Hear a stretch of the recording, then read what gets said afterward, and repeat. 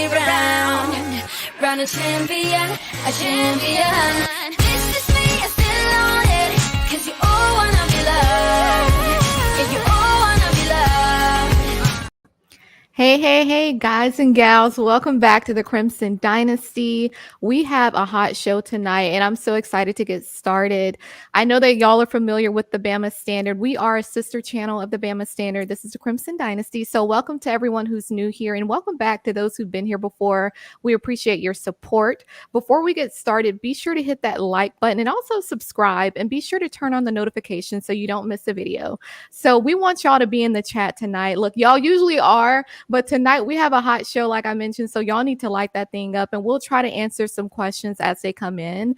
But of course, when you super chat, yours will definitely be prioritized, so you can do that as well. But before we get started, I do want to give a shout out to our sponsor, Workspace Solutions. So if your business is in need of a digital presence or even a full-fledged marketing team at an affordable price, be sure to contact them. We have their website listed in the banner below, and they'll be sure to support you. Look, they're an awesome team. I know that you all have seen some of their reps on some of our videos, so be sure to just contact them, support them, let them know that you watch our videos, and I'm sure they can hook you up. So my name is Sishi. I'm the host of the Crimson Dynasty. Of course, I'm a huge Bama fan, got family that played there, so it's a big deal. And we don't play no games over here. Like, I don't know about those other teams, but over here we bleed crimson, and that's all we know. So we have some guests. I have some guest co-hosts. I definitely want to start with Dan James the Fourth. I know that a lot of you are familiar with him from our Tuesday shows. He's the lead recruiting analyst on The Final Whistle that airs 9 p.m. Eastern every Tuesday night. So he can drop gems on every recruit that you can think of, the ones that are new, the ones that have been here before. But we also have a guest co-host tonight, and it is my privilege to welcome her. Her name is Hannah Stevens. Now, I'm sure y'all are probably familiar with her as well. She's been on everything pretty much as of late. So she's been on several college football shows recently. She has a sports broadcasting degree from Alabama, and she also has a radio show on ESPN Radio in Huntsville, Alabama. So that's pretty awesome. She also has some sports podcast shows, and she does about 2 every month. So we'll definitely have to get that information from you, Hannah, before we really deep dive, and even before we finish our live tonight. So thank you for being on. It is definitely a privilege to have you. We're so excited, and I know that you're probably just as excited as we are about the big news tonight. Yeah. Yes. So we're going to jump into that, but before everything, we got to shout out our guest tonight. Look, we have former Alabama player, offensive tackle, Andre Smith Jr. Y'all know who he is. I really don't have to give you an introduction, Andre, but look, I'm going to just do it just for those who they may be a little younger, part of this 2024, 2025 class, and they're going to put some respect on your name if they haven't heard it before. Look, I got to give you a good introduction. So Andre came to Alabama in 2006, right? He came under the Mike Shula era. We ain't gonna really get into that, but he was there when Coach Saban got there. He played under Coach Saban in 2007 and 2008. Now, he was the 4th freshman O-lineman to start for Alabama, and that's huge. He won many All-American honors. This guy, he did everything. So he was the 6th overall pick in the 2009 NFL draft by the Cincinnati Bengals. He was the best run blocking tackle in the draft. He trains athletes. He has a business called Big Man Factory. Like, Andre, I could keep going on and on, but I want to stop here because I know how I can just kind of go off on a tangent. So I want to welcome you. Thank you so much for joining us. I know that you're busy and you have a lot going on, but it's a privilege to have you here. So I first want to just welcome you. And, is there anything that you would like to start out with? Like, I know we got some big news today, but how you doing, Andre? How are you feeling? How's everything going for you? What's going on? Oh, man, I'm great. This week's been a rough couple of weeks, dealing with everything at the university, so that's been kind of hard to deal with. We move on, we grow up, we move past that. Everything's going well on my end. Training's going well. My wife and my kids, we're all doing extremely well. So I'm in a great place. Yeah, that's a blessing. And like I said, it's so good to have you. I think for you, Andre, you were literally there. You talk about the beginning of a new era, how we're comparing the Saban shift to Coach DeBoer, and how you had to pivot from that it's almost, it's not the same, of course, but that Mike Shula to Coach Saban, and just kind of, getting that Bama standard reestablished from, Coach Brian and all of that. So I do want to, and I'm going to kick it off with the first question, but I definitely want, I'm going to move on to Hannah and Dan to ask the subsequent questions. But I want to ask you, Andre, so how did you feel? It's been literally officially 2 weeks since Coach Saban announced his retirement, and it feels like it's been months because there's so much that has been going on. I want to know from you, the guy who was there when Coach Saban first touched foot in Tuscaloosa, how did that news hit you? What did you think? How did you feel? Oh man, you know what? That's what I tell a lot of people. Before Coach Saban got there, he only had one national championship, and the guys that were there at the time, we had to buy into which Coach Saban was selling at the time in order to lay the foundation. So with the new coach coming in, Coach DeBoer, the guys just have to buy in, and hopefully he continues to lay the same foundation that Coach Saban laid for him or set the bar for him to do. You know, just for him to just continue to keep chopping wood and get better at something every day. Yep. Every day. Hannah, anything for Andre? Yeah, so, obviously your first season when Nick Saban arrived, I mean, it's the infamous ULM loss, right? And, you kind of look at that and the expectations that people have of DeBoer in his first season. I mean, realistically, you don't know what's going to happen. But I think it's easy for Alabama fans and college football fans to forget that the first 2-3 years, I mean, it took Nick Saban till 2009 to win Alabama national championship. What do you think are realistic expectations for what Kalen DeBoer is going to be facing, filling Nick Saban's shoes? But, the talent he has and, what's all going on, what are some realistic expectations that you think we'll see this season? Oh man, it really just come down to the guys really just having to buy in with Coach DeBoer is telling them whatever his morals about football, his standards, whatever it is for football. Guys actually have to buy into what he's saying. And once you get the locker room to buy in, everything else will take care of itself. I mean, Alabama has we're extremely fortunate to have a lot of talent down there. Mm-hmm. I mean, we have guys that are 5 stars from top to bottom throughout the whole program. So I just think it just comes down to guys that's really just buying into what Coach DeBoer got for their standard. All right. And what about you, Dan? How do you feel right now? And do you have anything, for Andre? You're muted. He's that excited. Yeah, I am elated. Recruiting is, my thing, So, I mean, I didn't expect the news so early today, but, it's wonderful. Tremendous news, and like I said on last night's show, that shows how hard, Coach DeBoer has been working, to get Ryan Williams back into the fold, but Andre, talk about you. The biggest transition, I want to ask you a question about the biggest transition, like going from my brother, he played for the Bows. I mean, for Shula, he played for the Bows Shula. He went through the coaching changes, you know what I'm saying? Yeah. He talked about the different under each coach, and he was saying, it was a huge difference going from Franchione to Shula. Tell me about the biggest difference you would say going from Shula to Saban. Oh man, Coach Shula was more of like a players coach. Come on, guys, It's kind of good. It's good. Come on, guys. Where Coach Saban's like, you gonna do it my way, or you gonna be out of here. I'm gonna replace you. So that's basically how Coach Saban was. Yeah, so it was like a night and day transition from Coach Shula to Coach Saban. But I appreciate the Mr. Mount Moore getting Coach Saban there. It was a lot of Rich Rodriguez news going on, and I think that AD, Mr. I can't remember, I'm drawing a blank right now, but I think he did a great job in picking Coach DeBoer. I think he knew what the standard was. He's had Coach Saban for a few years, so he knew what the standard was on that end, also with his expectation of fans and that he would want somebody to replace him. So I think it's going to be really well. Yeah. Yeah, I agree. And I guess before we really deep dive, I really wanted to first shout out our new wide receiver, the latest addition, right? I mean, he had committed, but then he decommitted, but then we found out just recently today that, Ryan Williams, 2024 class wide receiver, the best in the nation, he has recommitted to Alabama today. And I think that that's awesome. He's been compared to some of the greatest to ever do it. Julio Jones, Devontae Smith, the names can continue.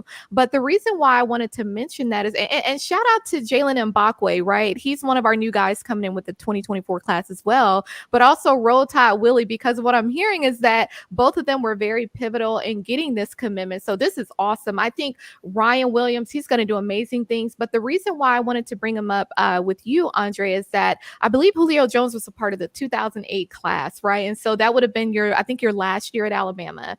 or what? Yeah, close to your last year at Alabama. Now, when we got Coach Saban and when you saw Julio Jones, because he would have been, I guess, a freshman when you were like a sophomore or junior. What were your thoughts on Julio? Like, how did you feel he adapted coming out of high school? Because he's being compared to Ryan Williams. So I want to give the audience something to kind of look forward to with Ryan Williams.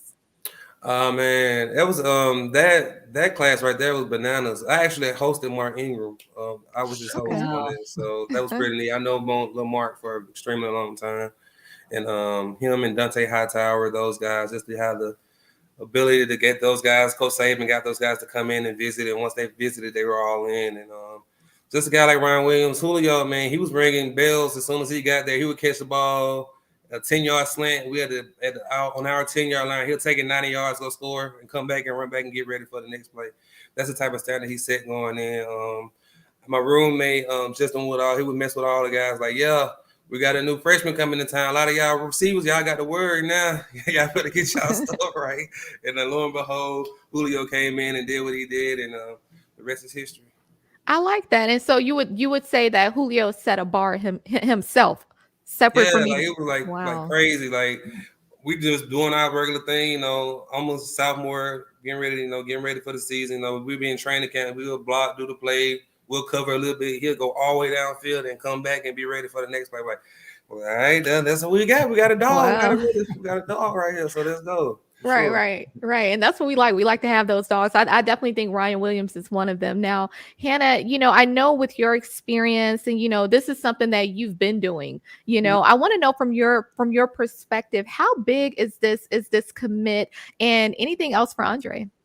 Yeah, I guess to, kind of talk about obviously the elephant in the room, so to speak, getting a great recruit. I think it's incredible because I feel like it's kind of going to shut down the slander, so to speak, of Saban retiring. What's Kalen DeBoer going to be able to do? Because I feel like, you can't really blame someone that, and I've tried to have this perspective, even like a guy like Julian saying that, high expectations, but, a lot of these guys have never seen Alabama have another coach beside Nick Saban, right? Like these kids know Alabama as. So, I feel like having a guy like Ryan Williams to commit to Alabama, then decommit and recommit shows that Kalen DeBoer is a good fill-in for Nick Saban, that he has the same desire. He has that process mentality. But Andre, my question, I kind of guess piggybacking off of that is, obviously when you were at Alabama and even up until years ago, if a new coach arrived, there was no leaving. There was no transfer portal. There was no, well, I'm just going to jump ship, right?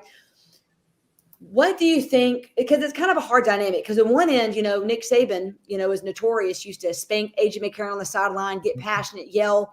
What has the transition been like over the last couple of seasons that you've seen players not necessarily have to be coddled, but how has college football had to adapt to how players, so to speak, don't get playing time or get their feelings hurt? They're just going to leave. Oh man, that's a lot in that question, but I feel like the transfer portal thing is cool. Guys, they've never been through adverse situation. They've always been the best at their position through middle school, high school, growing up, and then you come into college when you have the opportunity to go against competition. Some guys can't thrive against competition. Coach Saban, which made me a firm believer that good against good, the cream's gonna ride to the top. So me going against Brandon Dedrick, Marcel Darius every day in practice made the games on Saturday really easy. So I mean, it just comes down to guys that really want to buy in. Yeah, it's gonna be tough, like Coach Saban said all the time. You're not gonna get drafted your freshman year. You're not gonna get drafted your second year. You're gonna get drafted until you're 3 years removed from college. So as long as you keep on progressing in the right direction and your upside is still up there, guys are still going to get drafted extremely high. You just have to buy in, work extremely hard, make sure you're a good student, make sure you're a good person off the field, and listen to the people that are around you that have your best interests at heart. Right. Coach DeBoer, this ain't none to me, man. Been trying to tell y'all. hey, look.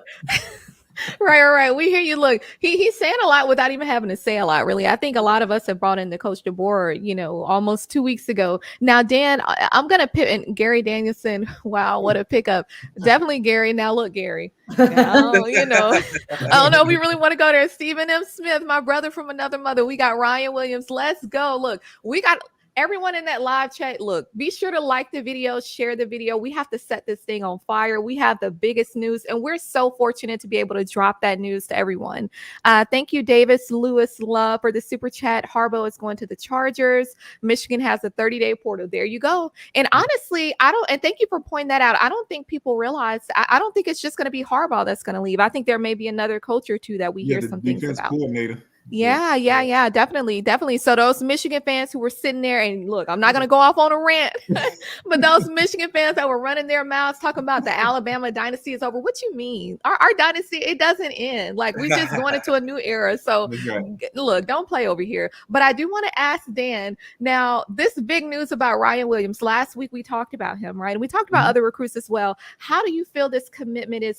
What does this speak about Coach DeBoer? And then do you have any other, I guess, thoughts or questions for Andre in regards to just the commitment process overall? Well, definitely, it's huge. Like I said, hats off to Coach DeBoer. I know we give credit to Jalen Backway, Roll Tide Willie, but Coach DeBoer, he walked into a bad situation. It's a good and bad situation. He walked into a loaded roster.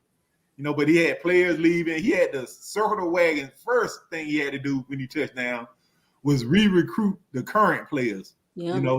That was big. That was priority number one, not who he had coming in or who. His priority was re-recruiting the guy that's on the team. Second priority was holding the 2024 class together. That was the second thing. Then he overall he did a tremendous job with both. We lost some backups. Some guy was going to be gone anyway. We losing. The guy to go to Ohio State. You didn't even want to say his name. Yeah, I can't say his name anymore. I mean, he can't be mad at that kid. I'm not mad at him. I'm not mad at him because I'm not mad at Isaiah Bond. They spent $13 million at Ohio State. I mean, hey, look, our collective need to get their money up. Right. What?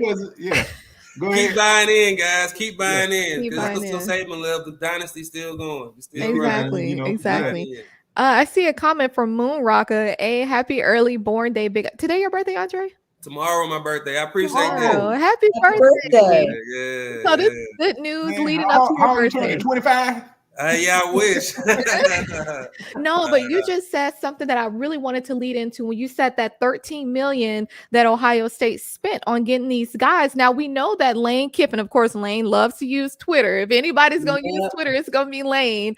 But I remember he tweeted something about that this week about how Ohio State essentially, spent $13 million to get some players. Now, I don't know if this is, we're going shopping or what this is, but Alabama, see, that's why when we talk about the Bama standard, that's a part of that. We don't have to buy players. Players want to come to Alabama because of the tradition, because of the reputation, because of just what we've already built and established, and so them taking a visit on Alabama's campus, it's not for us to buy them. And so for Ohio State to have to do that, and Caleb Downs, for example, now that was one guy that we lost that I know Dan didn't really want to say his name, but it bothered me because I feel like this is a guy who could have really done great things at Alabama. I mean, he was impeccable last year. And I honestly felt like, he should have given it maybe one more year. But we talk about the transfer portal. And I know that you said, Andre, that, you're not, it doesn't sound like you're against the portal, but and there's some pros and cons. But how do you feel about the NIL? We hear the Ohio State, but then we heard about, I guess, last year,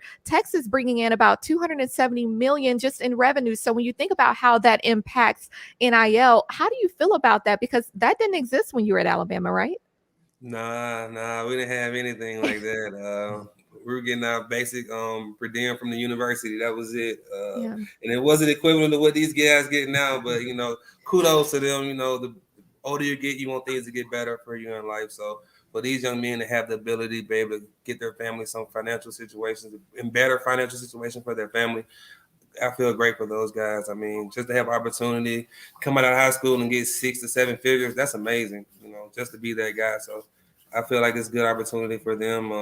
I wish it was here when I was there, but, it is what it is. You have to move on and, just push forward and just make sure these guys have financial fortitude to know what's going on, how to handle that money, how to pay taxes, and make sure they handle their business on that regard. Yep. And that's the key thing is how to handle. That's the thing. I mean, you see people, older people, people that come into all. That's why you hear about lottery winners who lose it all within a year or two, because there's literally a mindset. There's literally fundamentals and principles about dealing with money, And so, yeah, you can get a hold of all this money, including your family who may not have come from money. So now you have a household of people who don't know how what the tax implications are. They don't know anything about asset protection. I mean, it's literally a laundry list. And so I just hope and pray that the guys are taking this into consideration, even when it's No, I didn't say anything. Go ahead. No, say it.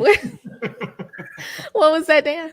I said Perry Thompson. And that's a whole different conversation. No, but those are really good points. I mean, I definitely see the advantage of having something like NIL, but they're going to have to go back to the drawing board in that regard. Hannah, how do you feel like the NIL is impacting these guys? I mean, do we kind of feel like maybe it's going to cause the guys to maybe not necessarily lose a love for the game, but when you're looking towards the NFL, you have something to look forward to, not just because you're playing professional ball, but now you can really impact not just your life, but the lives of your family. When you get a hold of that in college, I mean, does it make the drive go away, you think? Yeah, I mean, that's a great question. And I think my position on the NIL and the transfer portal has never been that it's ruined college football. But I think the lack of foresight and boundaries and rules is kind of what has hurt the game, because you kind of have created a free agency within college football because, Andre knows better than anyone that when you commit to Alabama, it's because it's a pipeline to the NFL. It's because that you have a coach who is determined to get you to the next level, and you realize you're investing now into a fund in the next level. And so when you have guys who are like, you know what, I'm just going to ding dong ditch Alabama and go to another school and get an amazing car and all this. I mean, that's all great and dandy, but it's going to, I think, have a much deeper impact on this game 5 or 10 years from now than what we're seeing at this stage. And so, it's hard to know what's going to happen because, I mean, there have been many NFL players, even some from Alabama,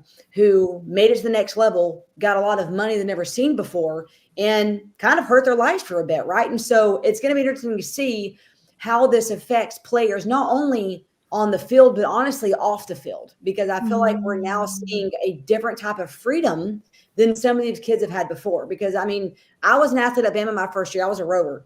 And when they gave me those Dre by Beats headphones or those Beats by Dre, whatever, I thought I had done hit the lottery. Right. Oh, I got the Alabama swag. I got the headphones. I'm great.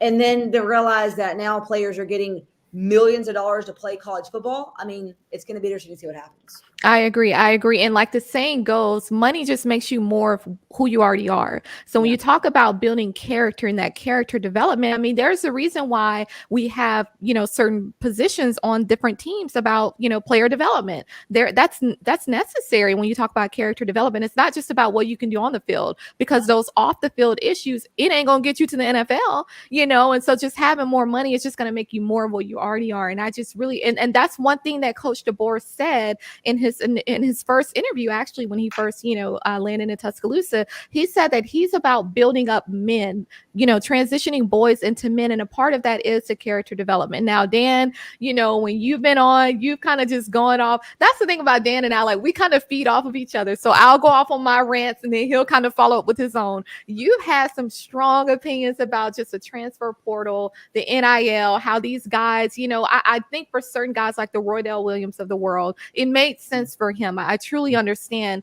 But some of these other guys, you really question, because it's like, okay, well, you would have started. What was the true motivate? Because with anything you do, you want to understand what's motivating you behind, making that decision. So, what are your thoughts there? And do you have any, I guess, opinions or questions for Andre in regards to the portal or NIL? Yeah. Let me tell you, the guys that left, they stank. Yeah. I'm just getting it off my chest. But let's, the problem with NIL, the transfer portal, that's well and fine, but the NIL, the problem is the lack of control over it. You know what I'm saying? Pretty soon we're going to start seeing, players being treated as employees. Then you're going to start seeing unions. You know what I'm saying? What they're going to become is professional football. That's what it's become. That's where we're headed. If we don't get any control over it, that's where we're headed. you know, because you know we're you know I'm all for players making money. I'm all for it, especially off their name, image, and likeness. You know, I'm all for it. But you know, there's got to be some restraints or whatever. You know, we got to figure out something. I hope Coach Saban can do that for us. You know, since he left us high and dry. Yeah, be like that's the least he could do. And we do have our own moderator, the Bama Standard Network co-founder. I mean, the one and only Justin Riley. Look, Justin, you're not gonna bait me into my rants because this is the one. I am. It's no, what you're not. you I are rebuke TikTok famous, and we really appreciate the engagement that you draw each and every week. It's what people just yearn for. But if y'all want to know why I just go off on a tangent, it's because this one here is in that chat, and he's baiting me this into one this. here, that's my name. This one here. This one here. This right here. And we're not going to talk about how you bait Stephen M. Smith to go on his rants every single time. Every single time. I do have a couple of questions, and I want to pose it to Andre first, and then let the panel kind of respond because of the NFL experience. We're talking about navigating through NIL and mainly trying to set some boundaries or rules in place. Andre, do you think it would probably make things a little bit better if we kind of adapted the NFL's way of thinking of restricted free agency or franchise tagging players? I think that'd be cool, but I mean, then you taking away, it's gonna be like a professional sport then. Like, so I mean, you're still dealing with kids too, so you have that aspect of it also. But to piggyback off that, I think the NIL stuff's pretty cool for guys that don't want to make it in the NFL, guys that be on a roster spot. Like they can continue their college career and make more money than they would if they were to try to make it to the NFL and they wouldn't make it to get cut and then try to have to find a job. So I see that as a cool thing about the NIL, you know, one thing for sure. But as far as the other thing, I just think they probably should put like a cap more than anything. No school can spend over this amount, and quarterbacks make the most, linemen, DNs, and so on and so on. Probably do it exactly how you would say how the NFL would do it, but I would not be as strenuous as the NFL on the rules. And Dan kind of already alluded to what I wanted to ask about. What happens if we get into a situation where there are player unions, and even more so, and it may sound ridiculous, but we're dealing with the realm of crazy right now, strike. If these players decide to go on strike and hold out for more money, it's a very real thing. We have, it's the unknown. It's the Wild Wild West, as Coach Saban foretold, but we didn't take it very seriously. Is that something we could possibly see down the line if things aren't really corralled? Excellent. Yeah, we'll start with Andre, and then if y'all, the rest of the panel could kind of follow up on my. But the strike thing, I think we're ways away from that. Guys are still making pretty good money. I mean, you're still telling when guys who probably still just blow through their money and don't want to miss out on money too. So I mean, you have to come down to that because you're gonna have those guys that still, like, even when I went through a strike in the NFL, we had guys that saved money, did really well. Then we had guys who didn't save their money and were ready to go back to work without getting an agreement with the owners with the NFLPA. So I mean, it's a lot of nuances to it, but I don't think their strike is ways away from right now. I think, in my opinion, I just think it's like they need to put a cap on it. Get some type of guy to be the liaison over like the SECs, then get a guy over the other than the commissioner, be like just a finance guy to be over all that and better control it that type of way. I think it'd be good. Cool. So yeah, if Dan could follow up with my first question, the franchise tag, and then answer the strike question, and then go to Hannah, then see she'll finish it up. Yeah, I know I talked about it before. I don't know about tagging guys, but I'm saying teams are able to go into the pool, like to say our situation. I feel like the team should be able to be compensated by the school that takes the player from them. You know what I'm saying? I think it should be some kind of restraint as far as that goes. But as far as the guy, hey, it's their prerogative. As far as strikes, I don't know what they're gonna do. Not go to class. The hell, half of them ain't doing it anyway. Are you telling on Chris? Sorry. Hey, so what are they gonna do while they're on strike? Go to class? They're gonna lay some foundation of what? Hey, you have to do this. You're gonna go to strike. You have to go to class. You know what I'm saying? I don't know. We're in a I guess the twilight zone right now of college football and where it's heading. So I don't know. I'll let the rest of you guys take that, but it's a scary situation when you think of it like that. True. Hannah? Yeah, I mean, I think I go back to my point I said earlier is, I think the disservice that we were given, not we, but is like college football community was, like I said, the lack of forethought and kind of seeing what could happen. Because I feel like when you kind of just open up a can of worms, you're kind of like, all right, it's a free for all, right? It's kind of like getting a bunch of little kids in a gymnasium playing dodgeball and not saying no headshots, right? You're going to get 15 kids knocked out and the parents are going to be mad. You're like, listen, their rules were set. And so I feel like we're kind of seeing that. And, the answer to the question about the strike and all of that, I mean, it's going to be interesting to see because I feel like but I want to say this. I feel like there are still programs like Alabama specifically that players are still convinced that money can't buy national championships like they have at Alabama, right? Like you have guys that are kind of invested in making this program that continue the dynasty. And I feel like with some guys, yeah, they're chasing money, they're chasing clout, whatever you want to call it. But I feel like you have you have Booker, you have Moore, you have Milroe, you have probably, and I'll be honest, this is just my little hot take real quick. I feel like we missed this past season and the year before, having some vocal leaders on both sides of the ball. Mm-hmm. And I feel like we finally have a core four, so to speak, on offense and defense who may actually help this team win national championship, not because of,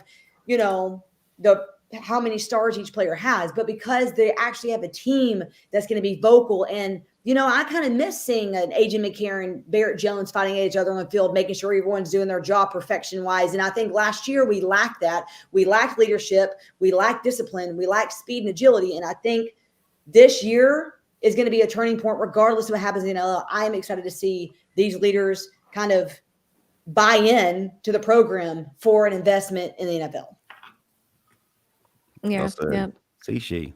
Yeah, all of these have been really good, opinions and feedback and thoughts. Now, I feel like all of this is just going to become convoluted. I think as soon as we start talking about unionized, which, I mean, I understand why that's coming up and why that's being brought up, because that's literally the trajectory that it's going. I think that it's starting to get a little bit more, like, become a distraction, right? I mean, you get online and you see these so-called NIL valuations of different players, right? One of them may be, I think Arch Manning was just well over 3 million. You look at some of this and it makes me wonder, how does this make the players feel? You know what I mean? Like when you have a player who maybe his is 30K or 15K, and then he's looking at his teammate that he may have to compete against and his is 100K. It just makes me wonder how it makes them feel, because now it's not just about a competition on the field to secure your spot. Now it could be a competition of who has a higher NIL valuation. And to me, that's a distraction. And I think that may be one of the reasons why Coach Saban had an issue with it. People felt like, okay, he's just being old school. It's not about being old school. It's about keeping the main thing. And so I do think in terms of like the free agency side of things, I really hope it doesn't get to that.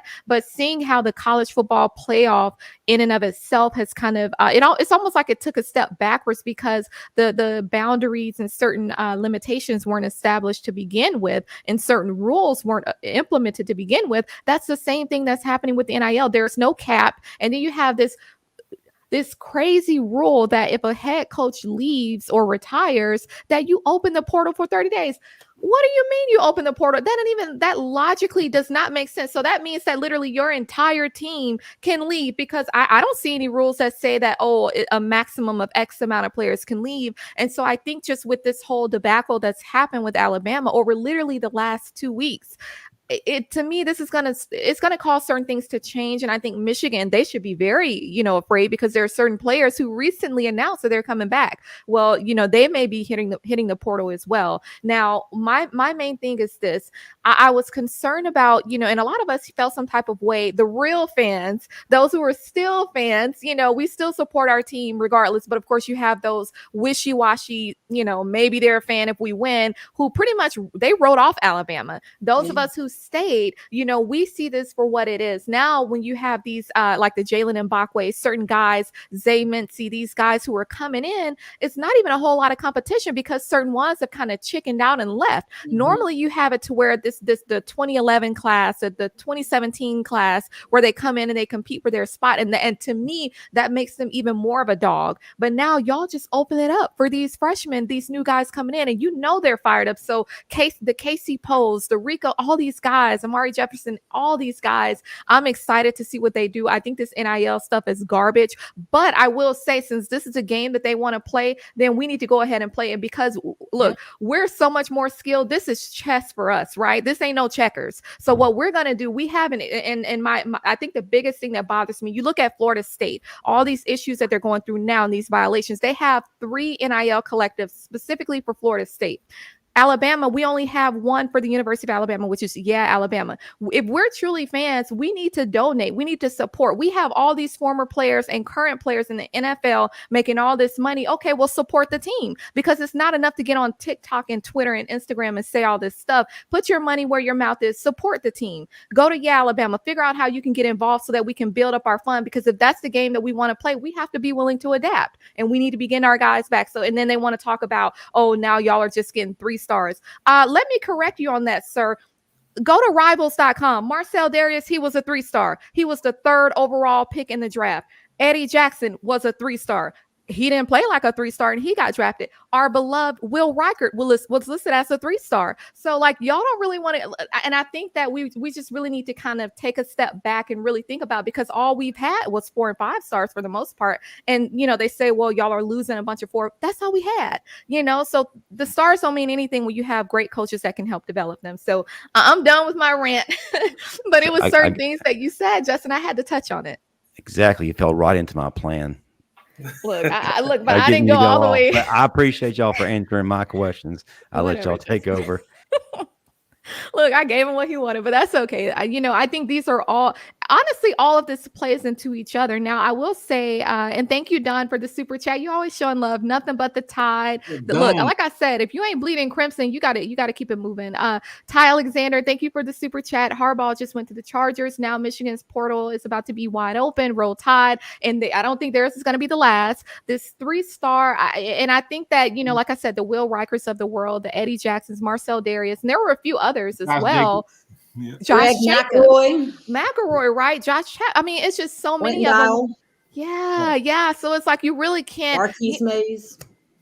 Yeah, and sometimes he joins the Bama Sanders. So I just think that we have to remember that when we're really evaluating everything, it's not really cut and dry like it sounds. So I do want to ask though, Andre, how are you on time? I mean, are you still have a few more minutes, or do you need to leave? Yeah, I got a few more minutes. Okay. So then I want to ask you, so, looking at your career, right? And you're one of the examples of having to, you come off that Shula and then you start this whole new era, right? You get these hot recruiting classes almost year after that once Coach Saban got there. I want to know, now we know the transfer portal and the NIL wasn't there when you were there, but do you have, for any of the players who are watching right now, do you have a message for the players? Any of the ones who may be on the fence about leaving, they're not really sure if they, if they're going to be able to start. Maybe they have, poachers in their ears trying to get them to go to a different school. What would you say to them about just the competition and about just leadership in general?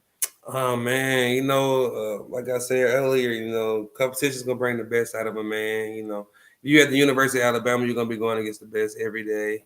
When you get the opportunity to go out there on Saturday and play, you're going to thrive at a high level. So I just think guys just have to buy in. And if you're on the fence about leaving, I always say go with the girl who likes you. So, Alabama's the university. They preaching they really like you, really want you to be there. Why leave? Go anywhere else with somebody who potentially may like you. And they might change their mind when you get to their university. So I would stay here, know where my playbook, get in my playbook, know the ins and outs, and make sure I'm able to fly around this spring when my opportunities call. Right. That's good. Hannah, do you have any, final thoughts or questions for Andre? Yeah, kind of going off what you just said. I mean, obviously these kids seeing instant gratification with NIL, but when you look at the kind of the impact that this is going to have for the NFL, I mean, obviously this is probably the most insane year I think we've had even in the NFL, with who's going where, trading, obviously retiring, blah, blah, blah. But do you think teams look at and I asked this for a reason, but when you look at certain guys who decided to stay, do you think NFL teams are going to be like, you know what, that kid is a player. He works hard and he is going to be a loyal player? Because when you look at someone, I know Mac Jones didn't have the greatest year. I'm just using it as an example. Mac Jones was a guy who could have chosen to leave, right? He could have chosen just jump ship, and he didn't. He stayed. Same with Jalen Hurts. Obviously, he stayed for a whole year just to learn.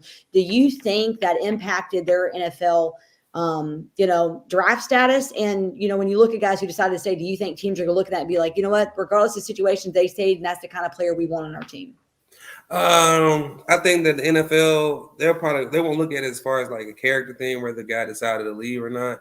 It'd be more about their skill development. Are they at their max, or do they have a window where they can get better, improve, become a great player on the NFL level? If they're a great player in college, sometimes guys max out in college and don't thrive in the NFL and struggle a little bit. So that'll be the one thing that an NFL team will look at the upside. And they will also look at, like, how did that guy adjust to the situation when the new coach came in? Was he a knucklehead, or the guy that did with everything the new coach asked him to do? So that really would come down, because, the NFL, they were really thorough. They went back all the way to my middle school and high school coaches, teachers and coaches, and asked them questions about me. So they wanted to know in and out, and make sure you guys are accountable, and make sure you are who you say you are, both on and off the field. That's good. That's good. And I do see a question from Don Parker. Question for Andre Smith. You were already at Alabama when Coach Saban became coach. What was the first off-season conditioning workout like under Coach Saban? Thank you, and roll tide roll. Yeah. Oh my God. Man. It was bananas. It was crazy. It was beginning the fourth quarter program. I had never experienced anything like this in my life. I had did the walk backs, I didn't did the gassers, but actually, Coach Saban had us flipping. I weighed 340 pounds at the time. He had us doing like front somersault, having to lane and get up and try to run left, right. Like, it was like bananas. We had guys that were walk-ons that they struggled throughout the whole program. And we had stars like Keith Brown. He came up to the line. His legs were shaking a few times. It was like Coach Saban first year. We had guys that would actually like wheel off the indoor, like, you're not going to die on our watch. So they'll put him in the wheelchair and they'll wheel him to the training room. Like, nah, you can't die here. So it was bananas, but he trained me to make me the person I am. And like I said, he laid the foundation the way he wanted things to be. We have this new regime coming in, Coach DeBoer, and I think we're the sky's the limit. The sky's the limit. It is. It is. And then another from Van Edwards. Yo, it's Hannah, the sign girl, and Andre Smith, plus my bro, Dan James and Sishi. 4 legends. Roll tide roll. Look, y'all better know the names now. Thank you for that. And Hannah, those were really good points and a really good question. Now, Dan, do you have any final thoughts for Andre, or any questions before we finish? No, man. He pretty much answered all of mine. But I want to thank you for being on, Andre. Man, it ain't too often I get to be in the presence of a legend. You know what I'm saying? Thanks for having me. Just to have the opportunity, just to get back in front of the camera and be with you guys. It's been great. So if you ever need me again, just let me know. Yeah. And do you have any? What was that, Dan? Oh, I was gonna tell you how let everybody know how you can be reached on social media. Big_man_factory_ that's on Instagram, and Andre Smith on Facebook. Big_. Only thing available. Okay. No, well, it was an honor to have you on, Andre Smith. Yes. Look, we all remember you. You did your thing. And I think that everything that you said, hopefully the players hear it and they take it, and kind of simmer on it and just realize that came from a true Alabama legend. So it's been great having you on. We got to have you back. But we hope that you have a blessed night. Look, we're going to win the Natty. I'm claiming it. So roll tide roll. You have a blessed night. Roll tide. Yes, thank you. Thank you.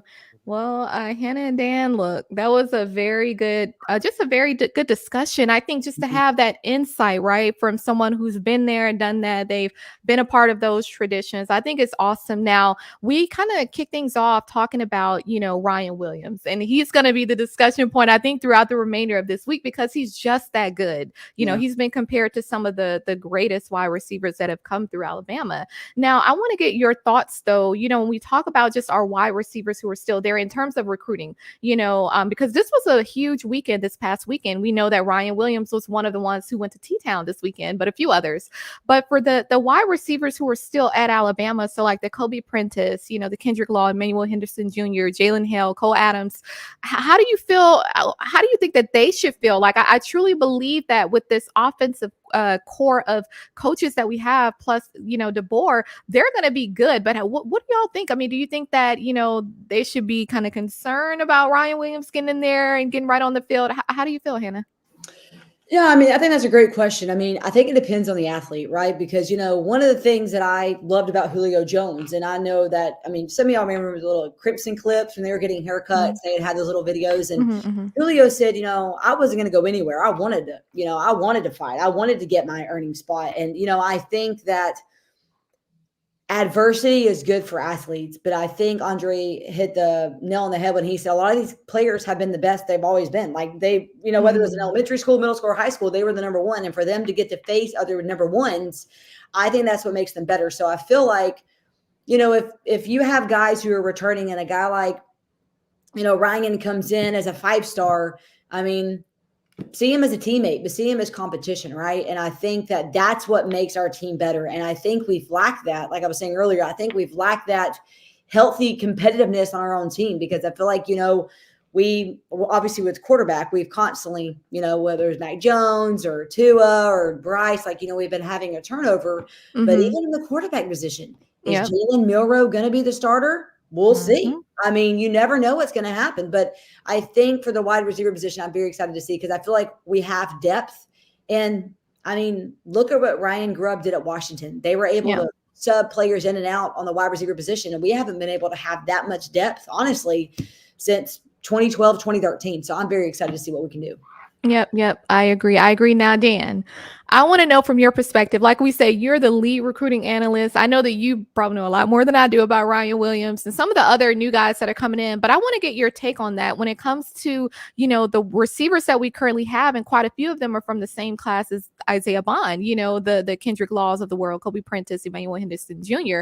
What do you think? I mean, how do you think that, they may have to adjust? I mean, do you see all of them, including Jalen Hill? Because I'm a huge fan of Jalen Hill. I called it in the 8A game last year. I'm like, this guy's going to be special. He better be on that field. Unfortunately, Tommy Reese didn't utilize him more than he should have. But how do you feel about our guys who are currently there, our wide receivers? Do you feel like it just kind of makes that competition a little better? Or do you think a lot more of them will see the field, given the new coaches that we have? Yeah, I could say I don't think the guys that come to Alabama are concerned about, what we have or what we're bringing in. Those are not the type of guys we recruit. Now, the guys I tell you this about the receivers now, knowing Coach DeBoer, hey, you better learn to block. You know what I'm saying? If you're gonna see the field, his receivers, they're gonna block. So no boy ain't gonna drop no name Malik Benson, whipping on block. That's gonna be unacceptable. All right. You know what I'm saying? So, guy like Kendrick Law, they're gonna thrive. These guys, and not just Ryan Williams. We got Amari Jefferson, we got Germie Bernard, we got Rico Scott coming in. These guys are physical. They're physical specimens. You know what I'm saying? So one thing I know about Coach DeBoer, you got to be able to block if you're gonna play. If you're gonna see the field, you got to be able to do the intangible things. That even though blocking is tangible. Yeah, agreed. And it's worth noting, as far as Ryan, that he's a 2-time Alabama Gatorade Player of the Year. He had 72 or 1,300 yards. I mean, this guy's elite. And one thing I think that stands out to me is that we've heard so many times, so many different analysts on so many different shows talk about how we need to do better recruiting in state. And I think that this is one of those, it's just a huge win for Coach DeBoer, and he spoke very highly of Coach DeBoer as well. And he felt pretty good, with his visit this past weekend. Now, I think because of that, there are certain names that we really need to know of in terms of recruiting.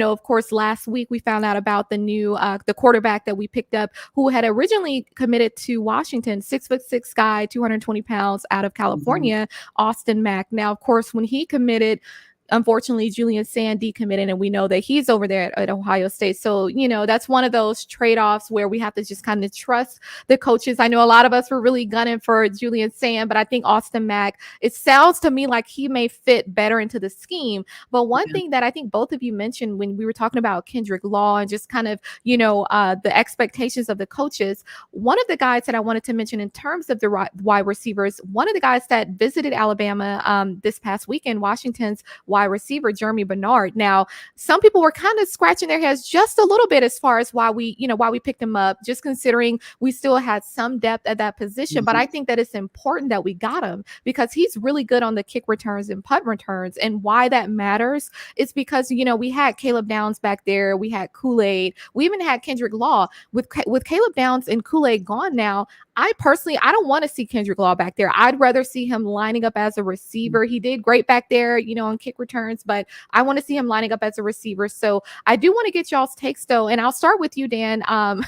Since you're distracted right now, I'm going to call you out since you I want to get your opinion on some of the guys that visited T-Town this past weekend. And even, one of the ones that we picked up, our new center, Parker Brailsford. We know that, he played at Washington this past season. And Washington, of course, they won the Joe Moore Award for having the best offensive front O-line. And so I want to get your perspective. How big of a win is that for us to pick up Washington center?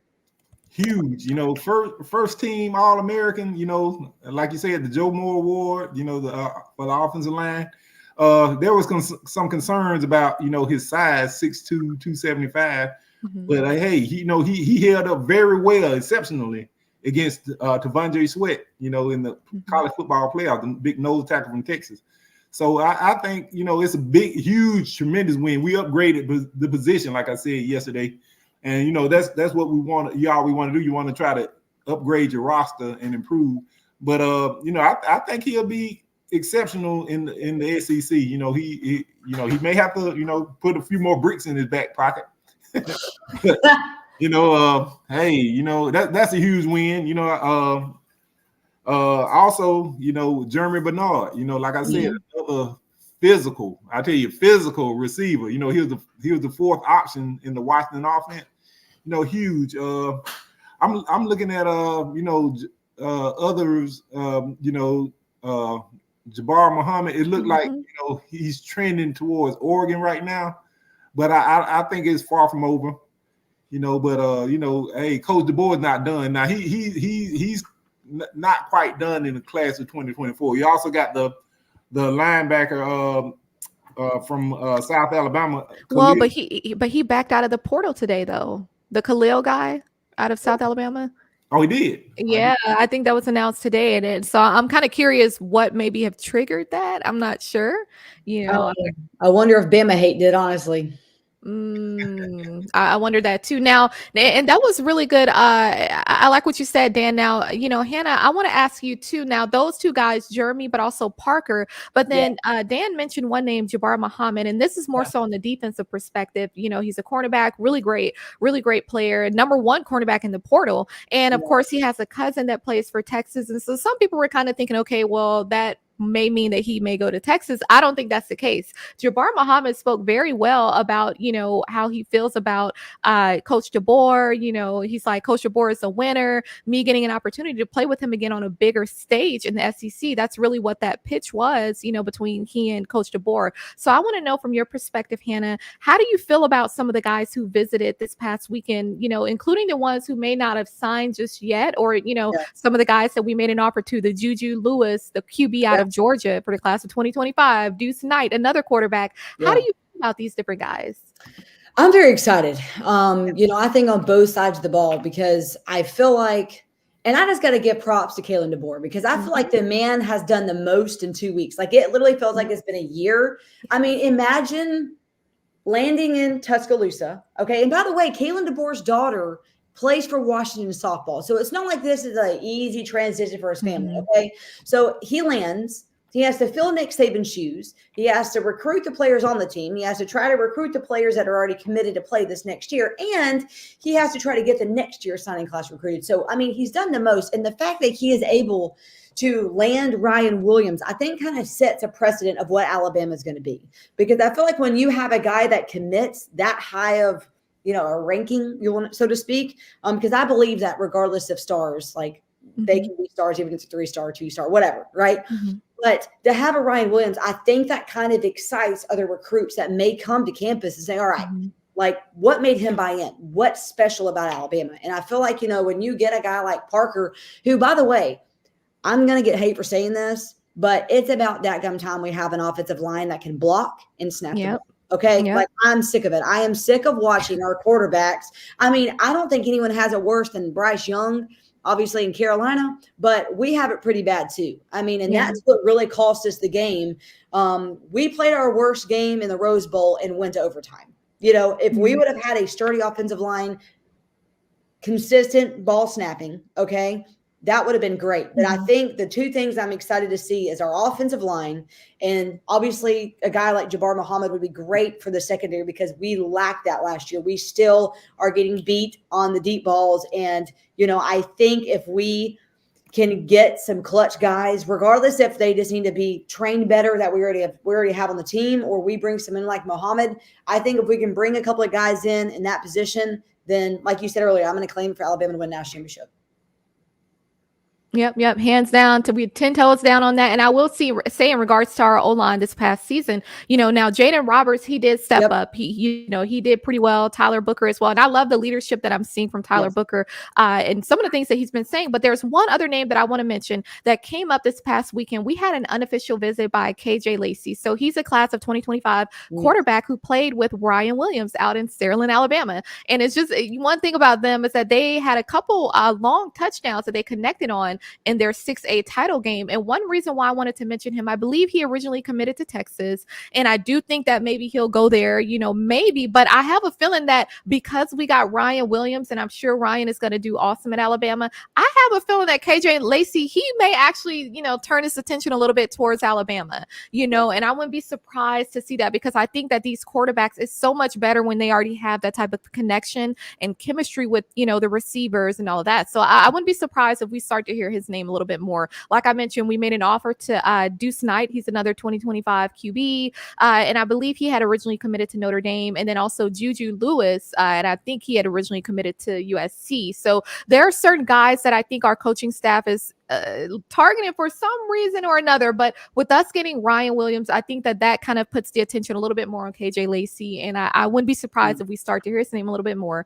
Now, we are coming up on the hour. This has been an awesome show. We always have a lot to talk about. And I'm more than ecstatic for our season this year. I'm excited about A-Day. I think our guys are hungrier than ever and they feel disrespected. The ones who decided to stay, I think that it's going to bring them together even more. And they're going to really establish that brotherhood. It's not just talk because they want to say that, but then they can't wait to run off to another school. Just, I don't know, out of fear or not wanting to compete or maybe just money. I have no idea, but I'm excited about our guys and what we have coming up. Now, I do want to say that we have another show airing shortly after this, Teague's Take. It's hosted by JT and George Teague. And so it's going to air right here on the Bama Standard Network on YouTube, 8:15 Central Standard Time, 9:15 Eastern Standard Time. And remember, your game day is not official unless you have a title towel. So you have to visit sports.com and order yours today. Get it in advance before 8 a.m. Make sure you have it now before the season starts. So you're going to use it. So if you visit whitwillsports.com, be sure to use the promo code STANDARD for an exclusive discount. Now, I will say that, we'll be back on next Wednesday, same time, same place, but I definitely want to thank both of you. Y'all have been awesome. I think just this combination of just energy, personality, knowledge, just the love for the game, but more so love for Alabama is just a great fusion. So I want to thank both of you. And I'm going to ask Dan, do you have any socials that you want to pop off for our viewers in any way that they can get connected with you? Oh, you say my social security number? Yeah. Yeah. You can catch me on X at the Final Whistle Dan. You catch me on Facebook, Dan James the Fourth. I think I got an Instagram account, Dan James the Fourth. I'm not hard to find. You know what I'm saying? You can catch me every week right here on this channel. Every Tuesday night, the Final Whistle. And sometimes when CC is feeling generous, she'll let me come on and grace her with my presence. Okay. on Wednesdays. You know, I love it. Always a pleasure to be with you, CC. I love it. You know, this time works better for me. I know, and that's so awesome to hear. And I just really appreciate your willingness, Dan. Van Edwards, I'm gonna be there for 8A. Look, I already got my stuff good to go. I'm gonna be all up in there. I'm so happy to see my guys. It's Roll Tide till I die. I'm so excited. But I really want to just say thank you, Dan. I love that you're always just so willing to come on board and just talk about whatever. Because at the end of the day, it's all Alabama. All about Tide. It's all about the Tide. If you're not talking about the Tide, you can take your behind to sleep. Okay. Van Edwards. No trolls tonight. You saw that? No trolls. Look, well, and I have to let them know every single time I'm not the one or the two. Y'all not gonna come on here talking crazy to me, my panel, or our team, because we're the standard. Like, y'all just gonna have to realize that. So they're probably crying about Michigan right now and about them 30 days that they're about to go through. But I want to shout out to Van Edwards as well, because clearly you've been active tonight. It's always an awesome show. Yeah, you and the Bama Standard Network are killing the game. Look, I mean, it's just cream of the crop, right? But I want to thank you, Hannah. It's been a pleasure having you here. Your knowledge, you know, just your love. It's clear that you have a love for the game. You have a love for Alabama, and you just truly care. And so I really appreciate you coming on and just being so willing to represent. Look. I had on my link. It's all about the link. Yep. It's all about the link, right? Hannah, do you have any socials where our viewers can find you, or any shows that you want to promote? Sure. Thank you so much. I'm so honored. I love this. And like you were saying, like, it's all about Alabama. I mean, that's why we're here. And so, yeah, I mean, Instagram, it's just the Hannah Stevens.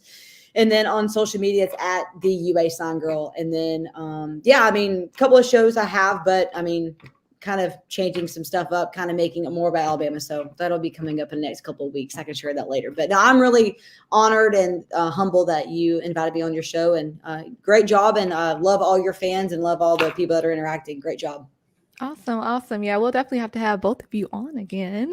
Now, y'all know where to find me. Y'all know I'll be here every Wednesday night, same time, same place. You know, I'm not gonna go on too many more rants. I've been trying to pull back. I think some of these, I don't know. I think some of these haters like it though. I think they like to fire us up because they know at the end of the day they're gonna be watching our games. I feel like they may know more about Alabama football than we do because they just love Alabama. I mean, we just live rent free in their minds. And look, I don't have no problem with that. I mean, hey, we all love Alabama right now. If you want to find me on social media, I'm more so on Instagram at beauty_of_intelligence.